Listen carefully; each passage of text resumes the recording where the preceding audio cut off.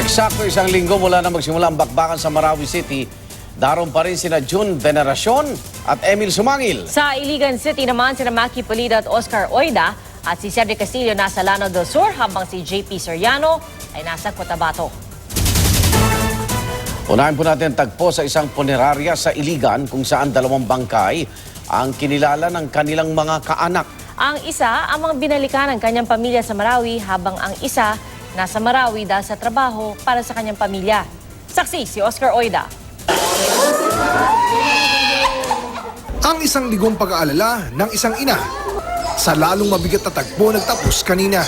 Sa isang punerarya niya na lang nakita ang 16 anyos niyang anak na si Mamaw Luanag. Isa sa 8 bangkay ng mga sibilyang natagpuan sa Marawi nitong linggo. Taga Sultan Naga Dimaporo, Lanao del Norte talaga ang pamilya Luanag. Ang panganay na si Mamaw nagsimulang mamasukan sa isang bigasan sa Marawi para makatulong sa gastusin ng pamilya. Kasi tumutulong siya sa nanay niya. Kasi pobre lang kami. Isang buwan pa lang daw ang anak sa Marawi nang pumutok ang gulo noong isang linggo. Mula noon, halos di na raw sila makatulog at makakain sa pag-aalala para kay Mamaw. Pero walang magawa dahil wala raw silang pamasahe. Paano kayo nakapunta dito? Ibili na ko yung rep ko. Yung rep ko, utang ko to yun na ibibinta na lang natin. Ang ama ni Mamaw halos di makapagsalita at sa sobrang sama ng loob,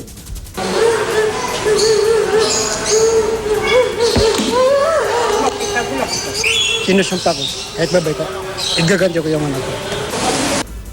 nasa punerarya rin ang labi ni Joey Antigua.